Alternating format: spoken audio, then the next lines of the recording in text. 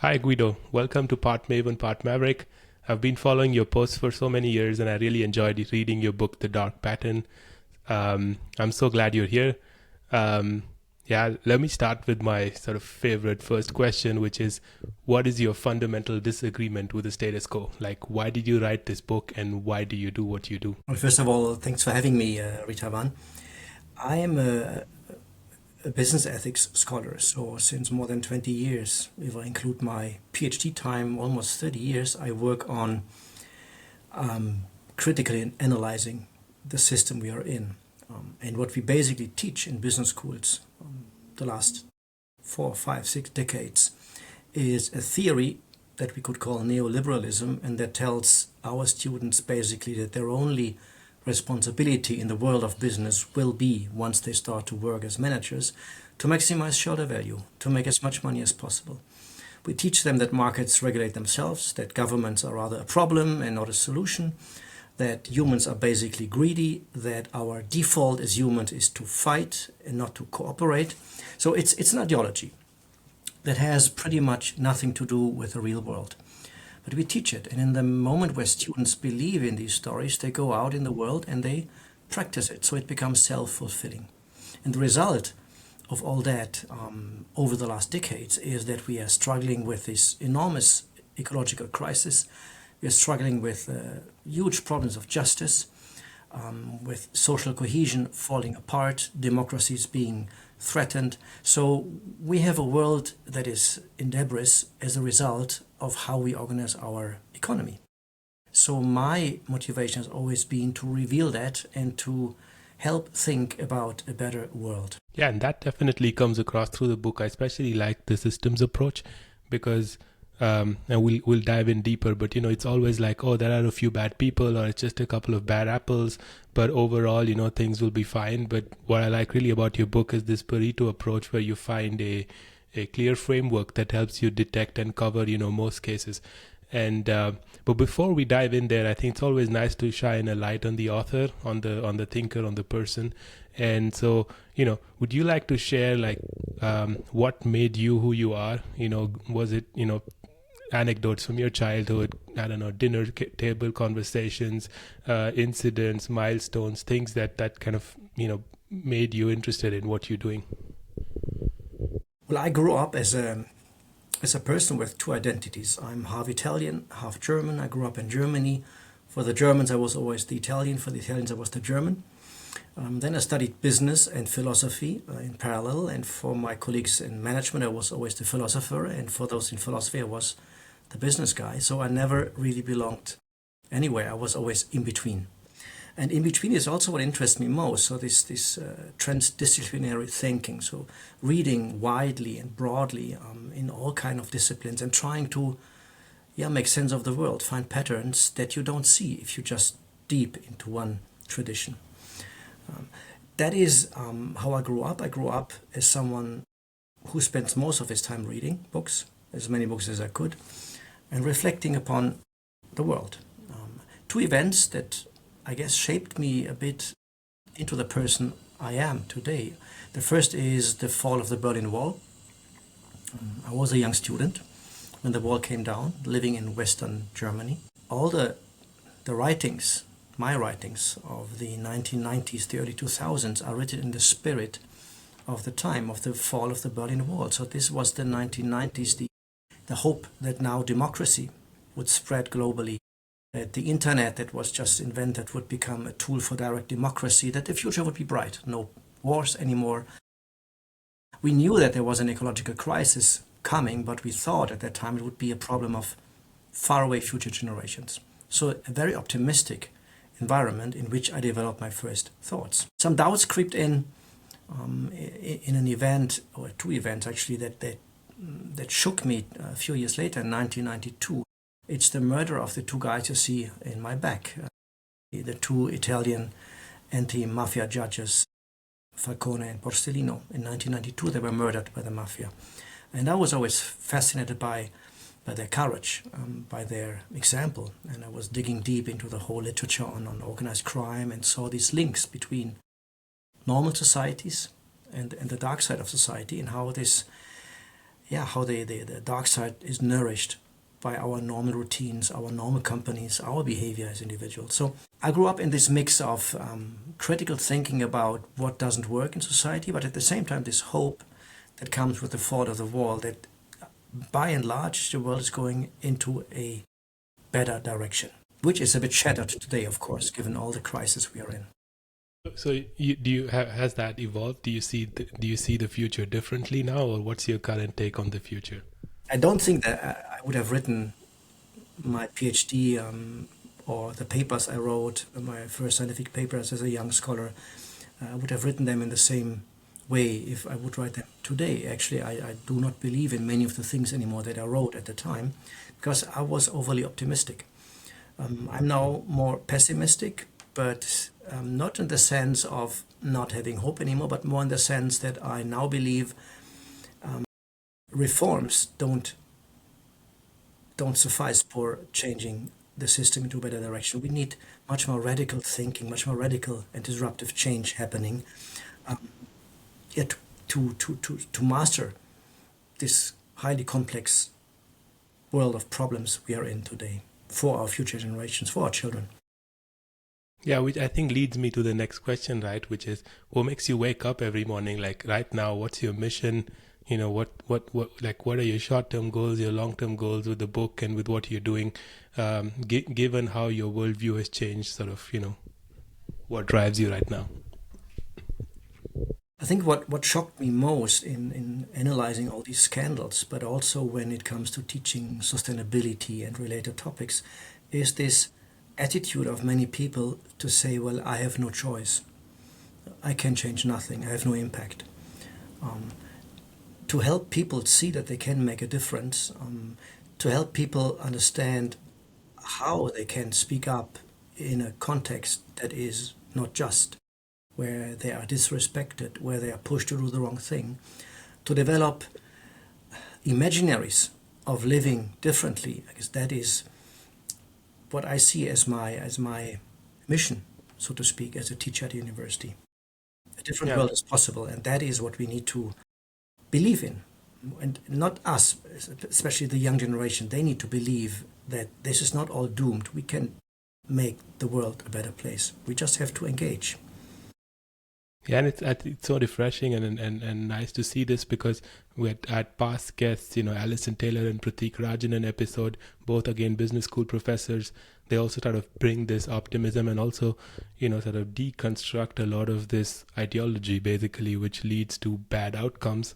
And I will have Musa Al-Garbi next month. And again, it's like we really have to engage with the problem. Virtue signaling is not going to cut it anymore. And so it's really nice you're here. But now let's dive into the dark pattern, and without really getting into the nitty-gritty of the book, because the idea is that listeners then go in and dive into your book and, get into the details, the weeds of the book.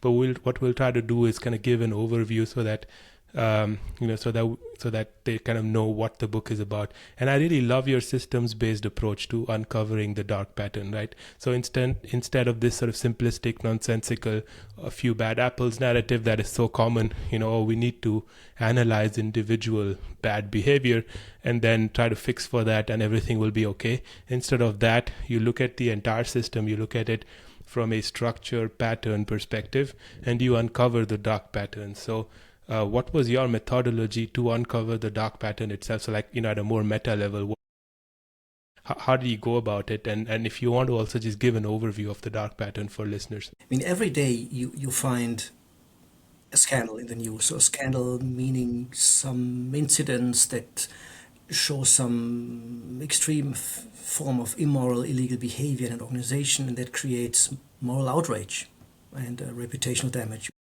Almost every day you find such a case in the news.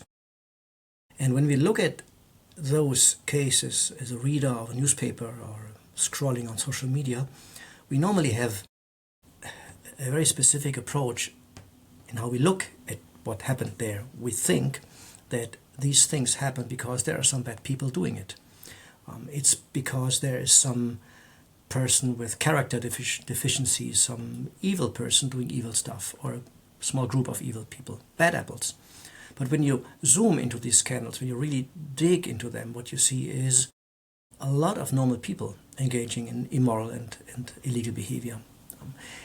As a philosophy student, I was inspired a lot by the philosopher Hannah Arendt. And she has written, the 1960s already, this book on Adolf Eichmann, the SS officer who orchestrated the Holocaust in Germany. And she describes him as a normal person, as someone who just follows his incentives, who wants to make his career, who even defends himself by talking about his Kantian duty to obey the authorities. And her conclusion at that time was to say that you don't need evil people to create an evil system. You just need normal people doing their job. But the system as such is the problem. So I looked at scandals together with my colleague Ulrich Hofrager, the co-author of the book. We looked at scandals by digging into all the documents we could find. Legal documents, reports from investigative journalists. We spoke with people who were inside these companies when things happened. So all the information available. And we wrote a draft of what we think happened in this scandal. Let's say Theranos or Boeing or Volkswagen. So what happened? Just an account of events, decisions, statements of people. And we gave those stories to people who were there and asked them, is this what happened? Is this the story? Are we missing something or misinterpreting something? And only afterwards we shared this with our own students, and we asked them, by giving them 3-4 different cases, to find a pattern, if they could see one. Is there something happening across all these scandals that is repeating?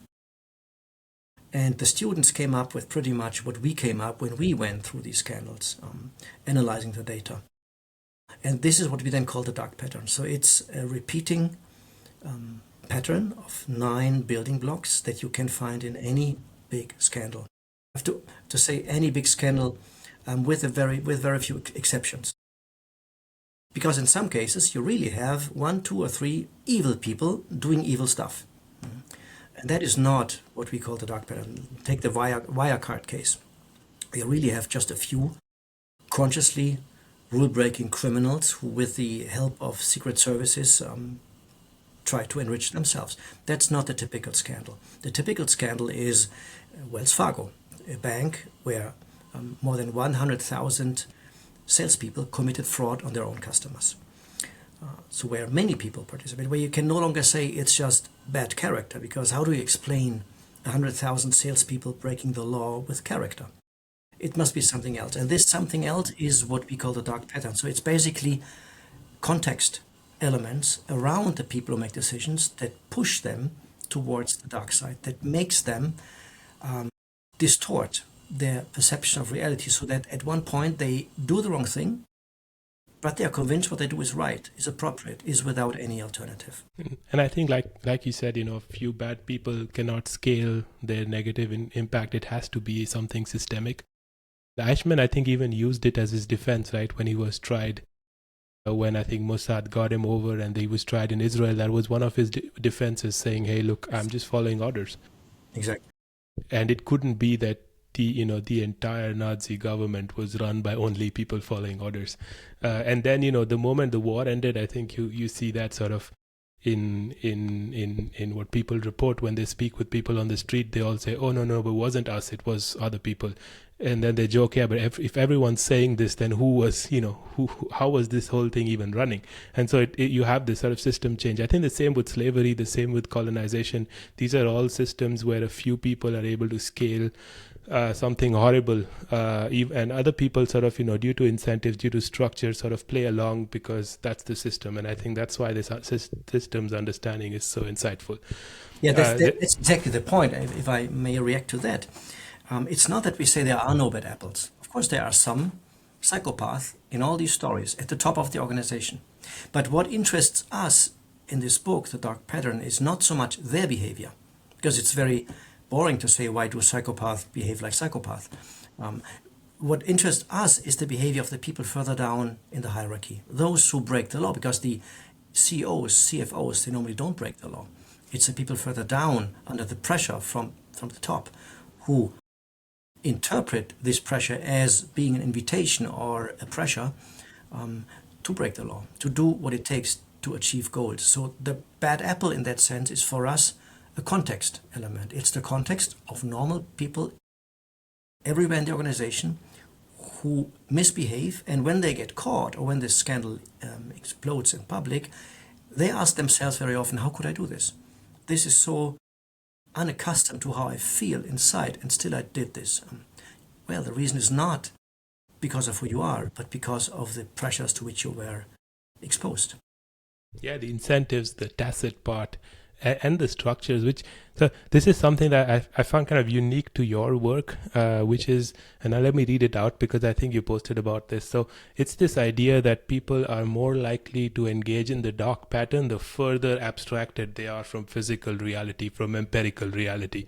And so you wrote somewhere, I think it was on LinkedIn, many corporate scandals start with lines of code, with software engineers doing their job, and they end up in financial and reputational disaster, right, at Boeing, at Volkswagen, or more recently at the UK Post. So basically, I don't know, an accountant is perhaps more likely to fool around with with numbers than is an operator on the ground, right? A software person is more likely to manipulate, to engage in fraud than a hardware engineer, because they're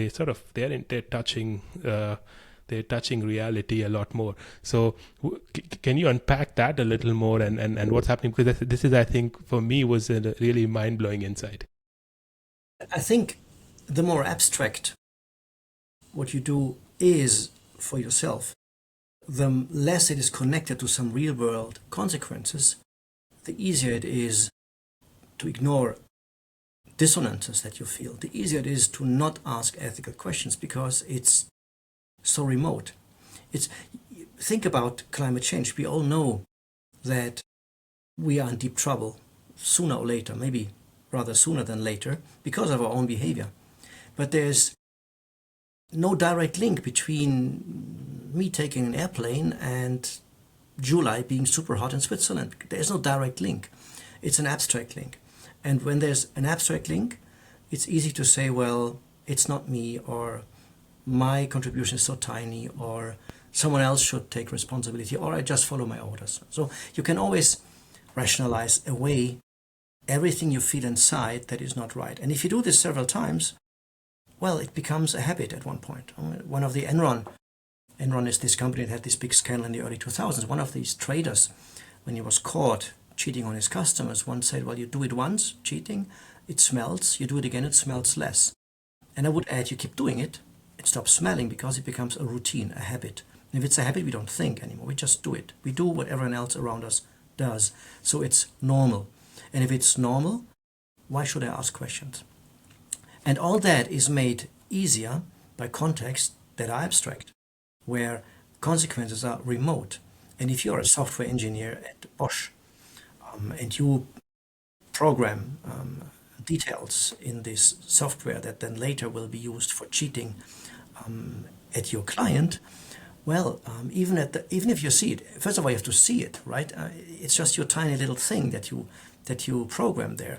But if you see it growing and you see the whole thing developing and you get shocked by what it is, you still can say, well, that's not me, that's my client. I'm just a software programmer. I'm a software engineer.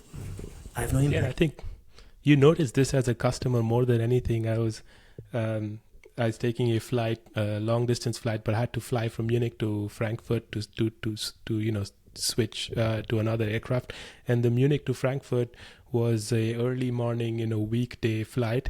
And instead of the typical A320 I was expecting, it was a Boeing Dreamliner. And now for me, it's really like, if it's Boeing, I ain't going, because it's exactly the opposite. Like the trust has been destroyed to such a point that as a customer, I'd rather not get in. Very often you don't have a choice. But that's and those short-term profit, that short-term boosting of the share price is absolutely meaningless if trust is destroyed. Trust that was built over decades, because now that asset of trust, of equity, of brand equity is gone. So now you, like, is another guest, Luca Delana, who writes about winning long-term games. We had this discussion, and the idea is you want to build and compound trust over time, because initially, you drive the revenue, and then later on the trust drives the revenue. And I think that's so much more sensible as a way to grow and scale. Because what's going to happen after a quarter, right? It's not as if everything will freeze or pause and then you stop. You're playing an infinite game in many ways, like, or at least the long game. Not if you are the CEO, because if you are the CEO and you do not increase the share value 2 or 3 quarters in a row, you are in trouble. And that shows that this is mainly a system problem, because 100%. acting against that is not so easy if you're at the top of the company. So what do? You give the pressure further down to your people to make more money, to invent new stories, to exaggerate an impact of something, so to fake it till you make it if you're a startup. You engage the whole organization in just increasing the shareholder value again the next 3 months, and again the next 3 months. And that paradoxically leads very often to the crash of the share value in the long run. Yeah, and destruction of customer value at the end, because that's what really compounds and grows over time. Exactly. But which brings me, like, I want to sort of challenge you or provoke you or try to, understand how you see this, because reading the dark pattern, right, sort of my, let's say, high level conclusion was, this is like the dark pattern is essentially negative externalities, right? So it's the outcome of ambitious, highly focused, high agency leadership and execution in organizations. Sort of people start from a good place in terms of let's move things, let's build stuff, right? Let's do it well. But then they don't do it thoughtfully enough. And that ends up resulting in sort of the first elements, the foundations of the dark pattern emerging. And then, once you're on the slippery slope, there's like you said, the first time it stinks, the second time it stinks less. And then, before you know it, you've already, blown everything to bits. Like, unpack that, react to that. That's something that I was mulling over after reading the book. Maybe a few thoughts on that. The first one is the dark pattern in a way is reflecting pretty much what's going on in every organization, but just not to that degree, not in that magnitude. For instance, take one of the building blocks of the dark pattern to give people goals they cannot achieve, totally unrealistic goals. So these Volkswagen engineers who were supposed to build a filter technology in 2 years that would comply with the US law, a new law that forced the company to reduce emissions by 2/3, that was impossible to do. In fact, the US law was also weird, I feel, right? Like, I think it starts almost at the law. Like, why the hell would you come up with a law that says reduce by 2/3? It's absurd. The world doesn't work like that. Yeah, that leads also to another element of the building block, which is perceived unfairness.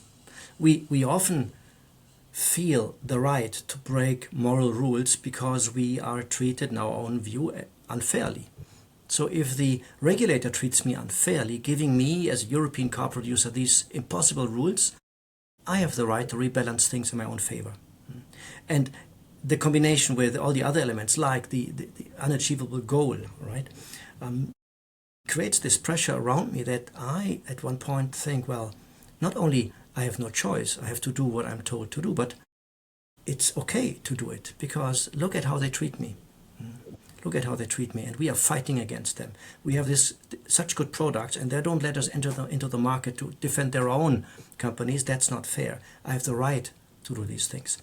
So we have a kind of distorted idea about reality, a distorted idea about what is right and what is wrong inside these organizations. And they don't see it themselves, because whatever critical voice is there is silenced, is threatened, is kicked out. So just to be a bit contrarian, like, if US regulation was designed really to be unrealistic, isn't sort of Volkswagen trying to game that? Aren't they sort of resisting that negative? A bit like we had this Klimakleber in Germany, right? So basically environmental activists, disrupting traffic, or you had environmental activists throwing ink, at famous artworks just to grab attention and say, look, this is wrong, and we feel it's wrong. And so, like, I think destroying artwork per se is a bad thing, but it's a way to say, hey, look, we want to focus you on what matters. So, where do you draw the line? Like, how much do you fight this, sort of fight the system in courts in the right way, and how much do you say, look, it's a law, I don't care, I'll just, I'll sort of accept it, and then, I'll sort of accept my fate or how much agency do I have to fight back, and what's the right way to fight back? I wouldn't put these two things into one box. I mean, climate activists are fighting for a better world, for governments to act, and they don't destroy art. It's purely symbolic, because they know when they attack artwork that it's protected behind glass, so nothing ever happened. It's symbolic. A company that breaks the law does it for profit maximization. That's not in the interest of society. That's not for the common good. That's for themselves. But I understand that under the pressure of achieving your goals, you sometimes might come to this point where you say, well, if I want to succeed, that is what I have to do. Me as an individual engineer, us as a company, I have no choice. I have to do it like that. Regulation as such plays a role in all these scandals in the sense that it is often too relaxed. So when we talk about this new law for diesel cars in the US, it's a bit misleading, because this is at the same time coming from a country where there is no tough regulation on emissions in the sense that they would control. Right? They don't control. They don't have people doing emission tests. You have to do this on your own as a company. And then you have a leeway. It's not that there's a clear right and wrong here. You can deviate 10% in the lab from the emissions on the street. So all car producers who have to comply with diesel emission laws play tricks in the lab. They heat the room, for instance. Heating the room is not illegal, but it lowers emissions. So you play with this 10%. You try to lower the emissions artificially in the lab. You take a car that randomly is performing better in emissions than the other cars. You don't know why. You just take it for the test. And all that is illegal. And everyone is doing it. Volkswagen is just going one step further. So it's not everyone else is clean and they are horribly wrong. It's a gray zone. And in this gray zone, under the pressure, with this perception of unfairness, you start to interpret the rules and you go further towards the darker shade of gray than the brighter shade of gray. And the moment when you move over into the illegal camp, you probably do not even see it, because it's all these small steps. Yeah, I guess it's probably what's important is to keep asking why, because I think you shared also this post where you said, from Primo Levi, where he was trying to hold an icicle to sort of quench his thirst at Auschwitz, and the guard just sort of, pulled it away from him. And when he asked the guard, why are you doing this? He says, yeah, here there is no why, right? So it's like, I think when you become unthinking, that you then you take your sense of agency or drive to change things, to do something, to quote unquote fight the system in whatever way for whatever incentives. When you stop being thoughtful about it, that's when you might slide down. And there's no way and no why. You see this also in the companies. I mean, at Volkswagen, the CEO, Winterkorn, had told his managers that they have no problem. If you have a problem as a top manager, you are a problem. You are out, because having a problem is a sign of incompetence. So you cannot go to him and tell him, we have a problem with this diesel emission technology. You cannot. So there is no why here. There is no problem here. You limit the space of thinking for people, and they don't go beyond because they have fear. Yeah, you limit the solution space, which is really counterproductive. Yes. Let's move to the bright pattern, because you end your book. So in the dark pattern, you give a lot of examples of companies. You sort of unpack what the dark pattern is, and then you end with the bright pattern. And so one thing that stood out to me was this idea, of randomly distributing people on a curve, right, to grade them, which starts, it starts in school. In traditional schooling, it goes on in university, and then for some reason, you think you can do it at work. It's such a common practice. And I think probably was the GE manager, I forget his name. Jack Welch. Jack Welch, Christ. And I think he popularized it, and then McKinsey is famous for it. And it's just such a patently stupid way to do things. Like, what's the point, right? And I think what I like to counterposition this against is sort of, of course you want to try to make sure you have the right people on the team, right? Which means if someone does not align with what the team is there for, etc., you want to let them go and, sort of join a team that aligns with what they want to do, right? But once you have people on your team, right, then it's a bit like, it makes so much more sense then, right, to forget short-term compensation, because, you know, what if you hit your monthly number or your quarterly number? Because it's not as if things will freeze, right? And then we're all in heaven or something, right? We're going to continue playing the game. So it makes so much more sense to see this as a sports team, right?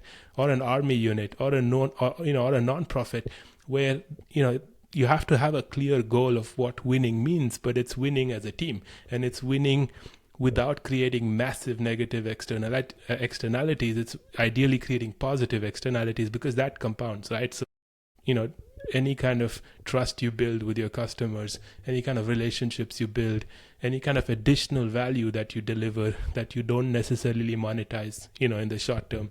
So that seems like so much more of a sensible way to do it. And I think if you play sports, I had this realization as a teenager. Once I was handed a team that, you know, where the individual players weren't that good, and it was almost obvious the other team would win. We were playing like some variation of baseball in India.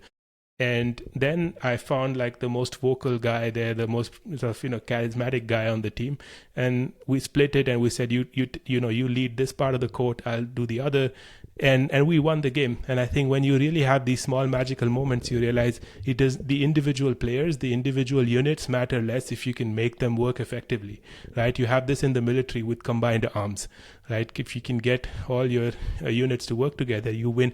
And that's why the most famous battles we remember are the ones where you have an underdog winning against a much larger force, right? That's why special forces missions are so special.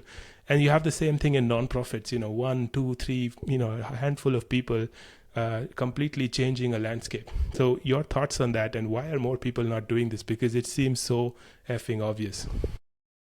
When Jack Welch became the CEO of GE, he did something that for him was supposed to increase the share value, and that was brutal cost cutting. And that included to fire 25% of the people in the first 4 years. So 25% of the entire workforce of GE in the first 4 years. He would do his first top management meeting with hundreds of people in the room and telling them, look to the left, look to the right. You won't see these people anymore in the future. So he was firing on all levels of the organization. But if you want to fire so many people, you need some kind of criteria. And that's why he introduced the Gauss curve into HR management. Probably the most toxic thing ever invented for HR management. And poor Carl Friedrich Gauss, you know, like that's not why he designed. Yes, it's not his fault. It's the fault of Jack Welch. So you give this Gauss curve to your people, and you tell them on every level of the hierarchy, you have to fire 20% of the members of your team at the end of the year. Regardless of how well your team works, regardless of how you have performed, 20% are low performers according to this curve. You have to fire them. So I don't think the evaluation as such is the problem. The problem occurs if you turn the evaluation of performance into Hunger Games. If you pitch people against each other and say, well, I can only survive here if you don't, because someone has to go down in this game. There's this famous quote from Richard Fuld, the CEO of Lehman Brothers, who also used the Gauss curve, who always said you have to kill your enemy. You have to. He would say, if there's blood in the water, let's go kill someone. That's the very sharp kind of. Yeah. Yes, you have to cut the throat of your enemy. And he was giving plastic knives to his people. And the enemy was not Goldman Sachs or JP Morgan. The enemy was the trader next door. Because you knew that if you want to succeed, someone else has to fail. And what you create is a system in which no one collaborates anymore. Why would I collaborate with you if you are a threat to my existence in this system? I will keep all information for myself. I will even steal information from you just to succeed.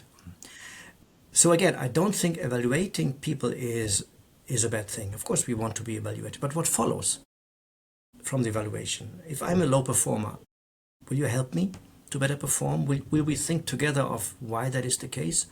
Maybe I'm in the wrong position. Maybe I have the wrong skill set. Maybe you as a leader are not the right one for me. Whatever it is, what are we going to do about it?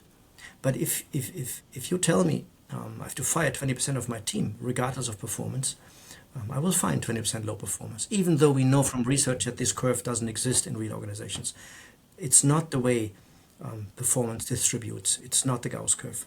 But in fact, and you don't leverage synergies, right? I mean, I had Adrian Stock, who's like a veteran supply chain leader on my other podcast, and he was speaking about, he's using the example of Rassie Erasmus, the coach of the South African Springboks, which is their national rugby team, and the team got defeated pretty badly. He said somewhere where they lost to Italy, and Italy apparently is not a good rugby nation, right? And he said that was the biggest insult. And then this guy comes in, it's the same team, it's the same budget, it's the same resources, right? So from a business or economic point of view, it's the exact same resources. In 2 years he leads them to victory in Japan. He repeats it 4 years later in France. And so I think what you see with great leadership in other domains is the same in the military, right? Sometimes you have a small force that wins against a great force because they're able to rally the troops, they're able to make them they're able to generate these positive synergies. So, for example, with Rassie Erasmus, it was, he made it clear to the entire team that the starting squad, right, is always the prestigious one. Were you in the opening squad? Because the other guys are the bench guys. And he said, look, we're one team. It does not matter whether you open or whether you don't open. When you wear this jersey, you play for this team, and we're all here to win, and we're all the same. To the extent where people in the opening squad would say, can you please bring the other guy on because it's his 50th game, and so he deserves the honor of opening, and things like that. And I think these positive synergies only come out when you get this feeling of a team, and then you don't care about your quarterly bonus. I mean, speaking with a former a deputy chief of the army, and he was saying, when I'm leading my troops into bullets, I can't give them a bonus. It's like no one's going to risk their life for a quarter. Even if I could give them a bonus, they're fighting for the unit. They're fighting for the guy standing beside them, and they're fighting for their families back home and for whatever they believe. But like that is magical, and I think when you achieve that, I think it's you much closer to the brighter pattern. And that's amazing, because if you compare this with how we celebrate leaders and teach leadership in business schools, we celebrate the wrong people. We celebrate the Elon Musks, the Mark Zuckerbergs, all the Altmans, all these psychopath leaders who don't give a shit about human dignity, who just go for it, who risk everything, and that's not how you lead.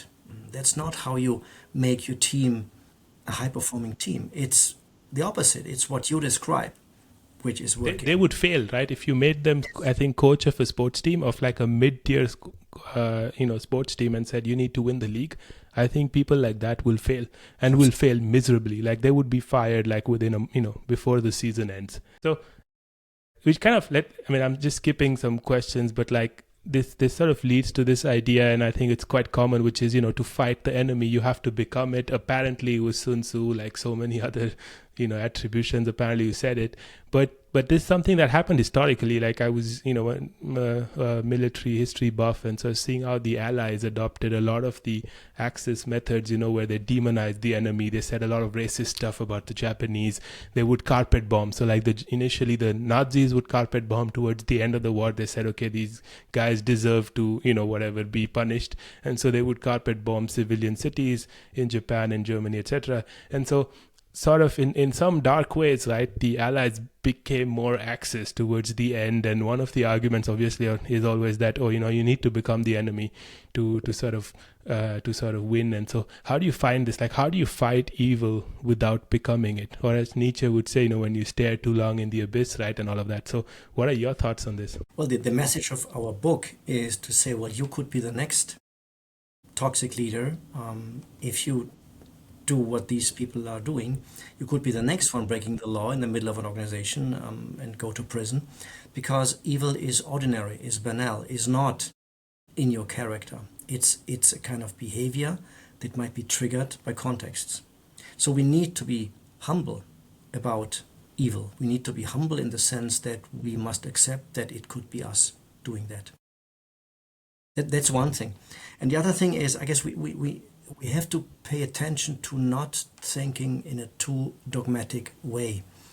There's this famous theater piece of Jean-Paul Sartre, The Dirty Hands, where there is a conversation between an old communist and a young communist. The young one being rigid and dogmatic, and fighting for the ideals, while the old one is making compromises one after another on these ideals, and telling him, well, if you want really to live your values, you have to make your hands dirty. If we want to be ethical human beings, we have to make our hands dirty, because we are constantly making decisions in dilemma structures, which means we have contradictory values that are at stake in a decision, and we cannot live one value without ignoring the other one. For instance, loyalty to your team, loyalty towards the company can sometimes clash, and then you have to make a decision. So the decision is never pure, rarely pure. That's the easy ones. Most of the time it's trade-offs between values that you hold. It's between consequences for you, for others, which means every ethical decision leaves you with a bit more of dirty hands. So ethics is never about clean hands. Ethics is about controlling the level of dirt consciously that we have on our hands. And I think that, yeah, and just being thoughtful and engaging with that, right? Because there is no black and white answer in these situations. Yes. So just, I think, two sort of very concrete questions to wrap it off, which I think anyone would relate to. I mean, one of them is, you always sort of told, love it, change it, or leave it, right? So if someone feels that they're engulfed by the dark pattern, meaning, their employer is sort of toxic or whatever, and, is involved in the dark pattern, or their team is, or their manager, whatever, right? So if they feel they're in that environment, what should they do, right? Like, very concretely, what would you advise? There are always these three options: loyalty, voice, and exit. Loyalty means you just do what you're told to do. That's what most people in the stories we analyzed did. Voice means you speak up, say what we do is wrong, and you try to engage your leaders in a conversation about that to stop it. If that doesn't work, you still have the option of exit, so you leave the organization. What I found in all these scandals, the most frightening thing is the justification of people doing the wrong thing that they deliver afterwards when they get caught. And this is very often boiling down to one sentence: I thought I had no choice. I thought I had no choice. So for me, defending yourself against the context of the dark pattern that is maybe slowly building up around you is asking yourself, what are my options? What are my alternatives? What is my plan B? If that job doesn't work, what am I going to do next? Because if we have alternatives, we are free. If we have no plan B, if everything depends on that job, on that career, on that company, on that team, we will probably do what it takes to survive in that context. So having a plan B is liberating. It gives me the chance to say no and to leave a context that is highly toxic, because there is no doubt that if you stay too long in that context, the context will be stronger than you, and you will do what everyone else around you is doing, and you will even lose the ability to see that what you do is wrong. Yeah, no, thanks for sharing that. And one way I try to do it, like when I felt it was important to communicate it to everyone else, was you signal your values by living them and by showing them they matter, right? So, you bleed in front of your team to convey that your values matter. So you don't take the easy path, right? When it's important to signal it, you really want to do something that hurts, and ideally that hurts something that hurts you personally, right? Or that potentially hurts the organization in a way that you convey, look, this is the red line, this is, and if I think members in the team see you bleed, then they know this, this is what we stand for. Because if you don't bleed, if it's just hollow talk and virtue signaling, it's just meaningless, right? I agree, and I think this is probably one of the elements of the protection against the dark pattern. It's leaders who engage their teams in moral conversations as a normal thing. But leaders normally don't do that, because they think to talk about values, to talk about a dilemma, to talk about a problem I had makes me a weak leader. So I have to be tough. I have to talk about numbers. And they never learned to talk about ethics. But we know from research, it's very clear that only in context where it is normal to talk about ethical issues will people speak up when something goes wrong. If it's not normal, it's considered too risky, they will not speak up. Yeah, no, indeed. And I guess now, let's wrap it up with a final question, which I think is going to it affects everyone. And I think you sort of think as an individual, I can't really change the world, right? But what is true is I can change myself. And I think that there is a certain profundity to sort of working on oneself in trying to become a better human being every day in whatever way, right? But But would you argue that that's neoliberalism? And if every individual just tries to get better, the world will get better? Or do we have a role in the larger system? Meaning, is it enough if I just work on myself and try to get better over time? Because that's in my hand, right? It's my agency. And who am I to tell other people what's right? Right? Or do we, each one of us as a human being, as part of a larger group of society, have a job to stand up for stuff that's outside our control? I always tell my students this story about the CO2 footprint calculator that you find online, where you can calculate, typing in your habits, how much CO2 you consume or you produce. And then I ask them, do you know who invented that, or who popularized it? It's BP. And the intention is very clear. If you try to use that and you just add one long distance flight and whatever else you do, you're just screwed. You cannot live a good life in the sense of CO2. And if you try that, what comes out is that you feel, yeah, I failed. So how can I blame the big guys, right? If I am not even able to do it the right way, to live the right way. And that's the intention, to silence criticism. So I think it's a double-edged sword. Yes, we have to change ourselves. And if it comes to all these scandals, the first thing that I always advise managers to do is don't treat your teams like shit. Do not violate their dignity. Treat them with respect. It's so easy. And it's so good for the organization if you do that. Yes, you can make a change as an individual, but The Dark Pattern is a book written about context, about systems, about the overwhelming power of those things around us that might push us against our good intentions into the wrong direction. So we have to work on all levels if we want to change society. Yeah, that's a very rich answer. Thank you for that. So, to summarize, sort of work on yourself, because that's of course important, but then you're part of a system, you can't disregard that. And so also work at the level of the system. Right. Thank you so much, Guido. It was a real pleasure unpacking your book. And thank you for taking the time and for sharing your insights. Thanks for having me.